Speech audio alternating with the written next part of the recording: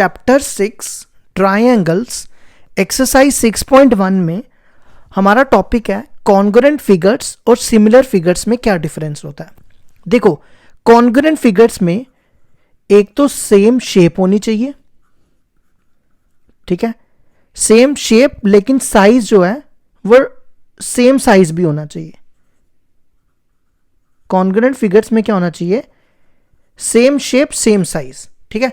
और similar figure में क्या होता है? शेप सेम होनी चाहिए लेकिन साइज डिफरेंट होना चाहिए, डिफरेंट साइज, ठीक है। हम इसकी एग्जांपल्स करते हैं। इससे पहले एक चीज और बता दूं कि अगर कोई दो कॉन्ग्रुएंट फिगर्स हैं, टू कॉन्ग्रुएंट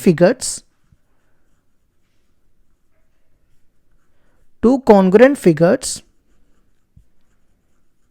आर ऑलवेज, दो कॉन्ग्रुएंट फिगर्स हमेशा क्या होती है? सिमिलर होती है। Two congruent figures are always similar, लेकिन बट सिमिलर फिगर्स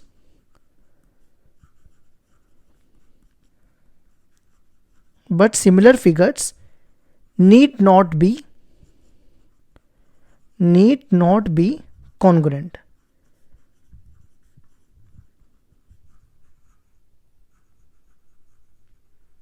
ठीक है, देखो एक बार दोबारा सुनो। कॉन्ग्रुएंट फिगर्स में शेप और साइज दोनों सेम होना चाहिए। सिमिलर फिगर में शेप सेम होनी चाहिए लेकिन साइज डिफरेंट होना चाहिए। और कॉन्ग्रुएंट फिगर को हम सिमिलर कहते हैं। कॉन्ग्रुएंट फिगर और ऑलवेज सिमिलर, लेकिन सिमिलर फिगर हमेशा कॉन्ग्रुएंट नहीं होती, ठीक है।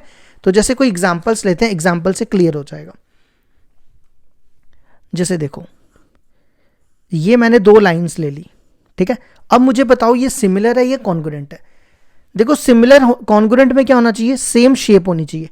शेप तो सेम है और साइज भी सेम होना चाहिए, लेकिन साइज अगर मान लो इसका साइज है 2 और इसका साइज है 6, तो ये कॉन्ग्रुएंट तो नहीं हो सकती ना। तो सेम शेप है लेकिन डिफरेंट साइज है, तो ये होगी हमारी सिमिलर, ठीक है। जैसे कोई और एग्जांपल लो, सेकंड, जैसे ये सर्कल ले लिया मैंने, ये सर्कल ले लिया। अब ये सिमिलर है कि कॉन्ग्रुएंट है? ये भी क्या होगा? सिमिलर होगा। क्यों? क्योंकि इसका सेम शेप है लेकिन साइज डिफरेंट है, मतलब रेडियस इनके डिफरेंट है। अब देखो, ये लेते हैं ऐसी फिगर मानो,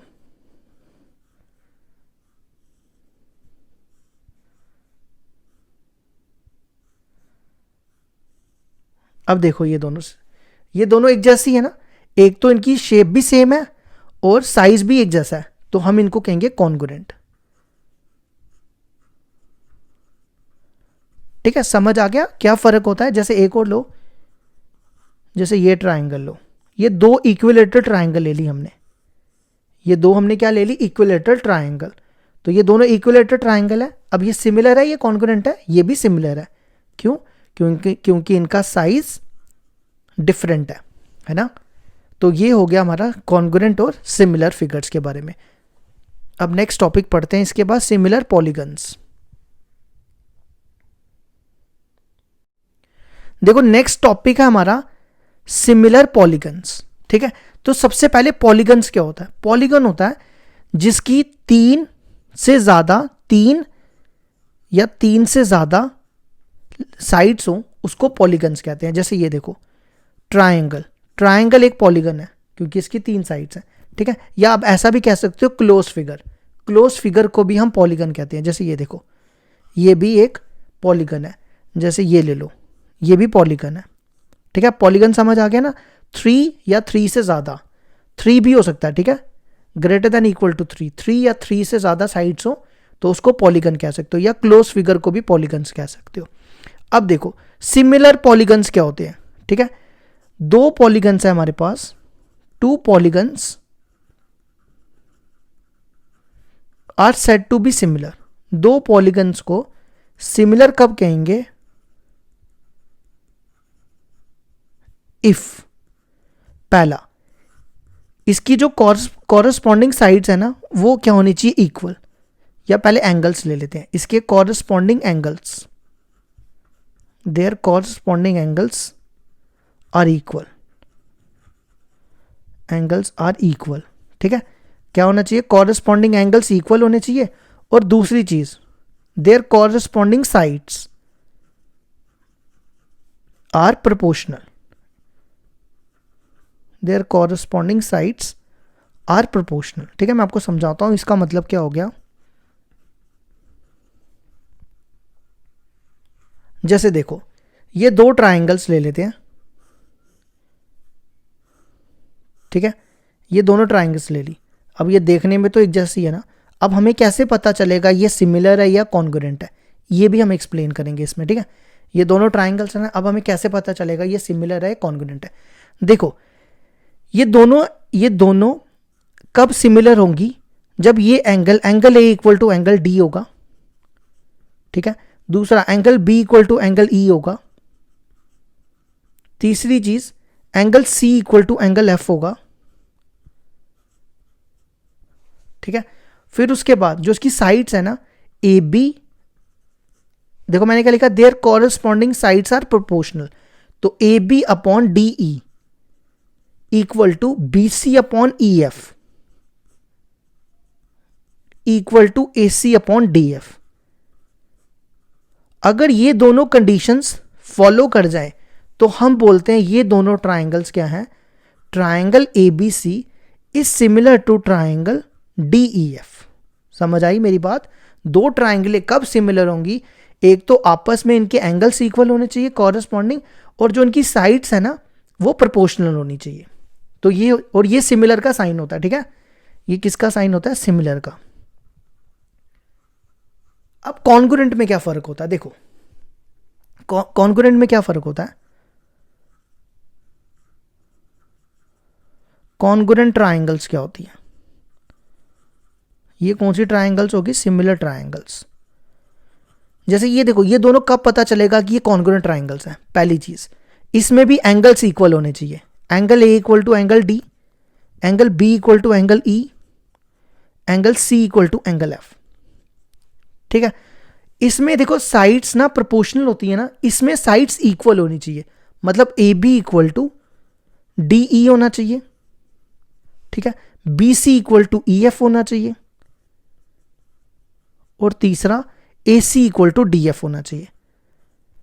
तो तब इस केस में हम इसको कहते हैं कॉन्ग्रुएंट ट्राइंगल्स। तो कॉन्ग्रुएंट का साइन देखो कैसा होता है, इसमें इक्वल टू डाल के ऊपर ऐसे सिमिलर का साइन डाल देना है, ठीक है, ये फर्क होता है दोनों के साइन में। ये किसका साइन है, कॉन्ग्रुएंट का, लिख देता हूं मैं यहां पे, ये साइन है कॉन्ग्रुएंट का, और ये साइन होता है सिमिलर का।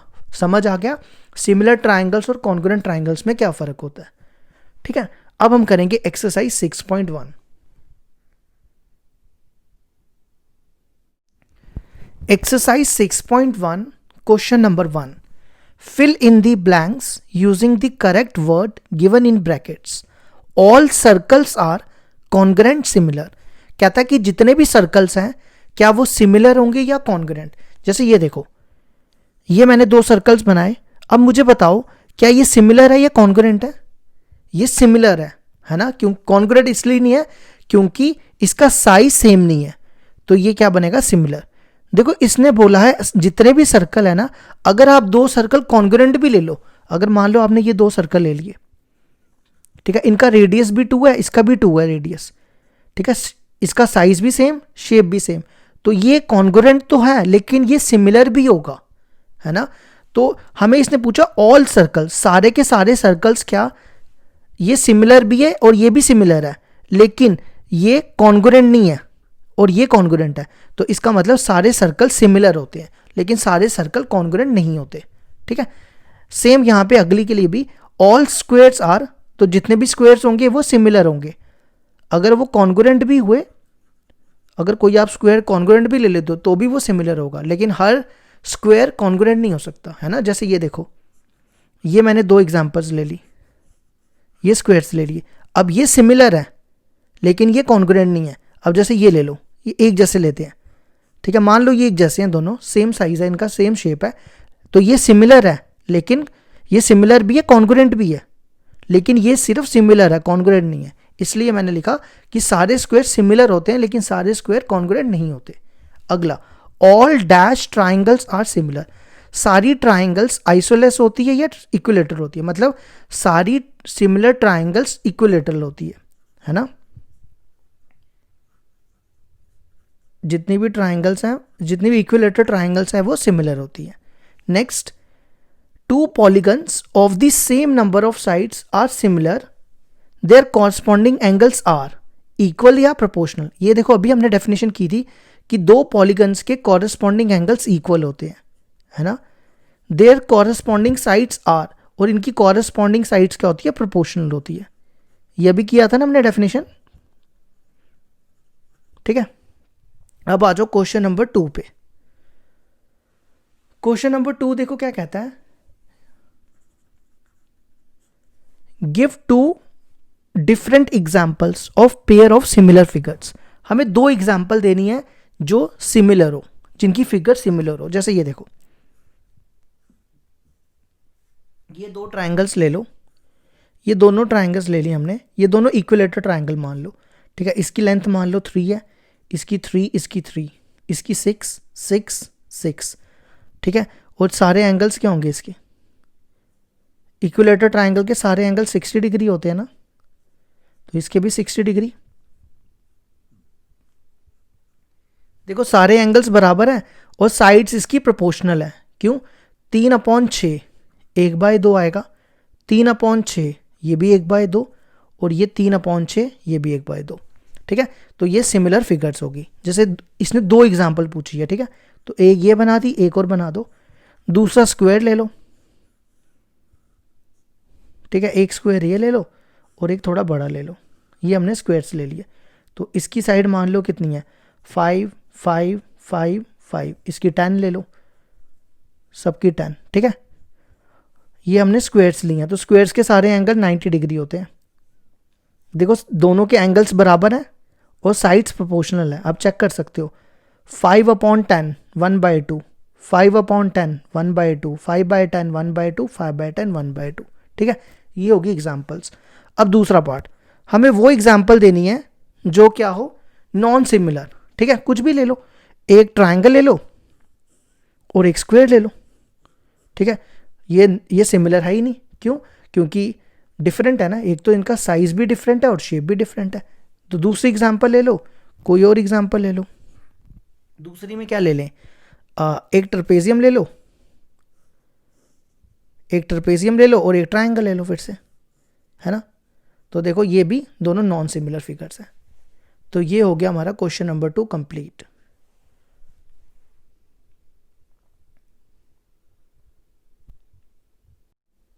क्वेश्चन नंबर 3 देखो क्या दिया है, state whether the coordinators are similar और नॉट। पूछता है क्या ये सिमिलर है या नहीं है, ठीक है। देखो पहले तो चेक करो क्या इसके एंगल्स बराबर हैं। देखो ये 90 डिग्री दिए हुए हैं, तो अब आप क्या ये हमें थोड़ा पता है कि ये 90 डिग्री है, ये तो हमें दिए नहीं है, तो ये कुछ भी हो सकता है, 45 हो सकता है, 60 हो सकता है, 100 हो सकता है। तो इसके एंगल्स तो बराबर नहीं है, तो हम यहाँ पे कह सकते हैं कॉरस्पॉन्डिंग एंगल्स, कॉरस्पॉन्डिंग एंगल्स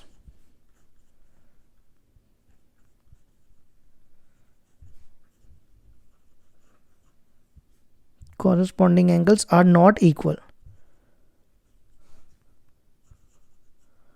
ठीक है। अब आप चेक कर सकते हो, ये भी चेक कर लो कि साइड्स प्रोपोर्शनल है। आप चेक करो 1.5/3 है ना, वो तो प्रोपोर्शनल ही होगी क्योंकि सारी बराबर ही होंगी। 1.5/3, ये भी देखो 1.5/3 और ये भी 1.5/3। तो साइड्स तो इसकी क्या है, साइड्स आर प्रोपोर्शनल, ऐसा लिख लो, corresponding sides, corresponding sides are proportional. लेकिन सिमिलर होने के लिए दोनों कंडीशंस होनी चाहिए, है ना। एक तो एंगल्स भी इक्वल होने चाहिए और कॉरस्पॉन्डिंग साइड्स प्रोपोर्शनल होनी चाहिए। लेकिन एक कंडीशन आ रही है और एक फॉल्स आ रही है, तो हम कह सकते हैं ये दोनों फिगर्स क्या हैं, not similar. Two figures are not similar, ठीक है। ये होगी हमारी एक्सरसाइज कंप्लीट।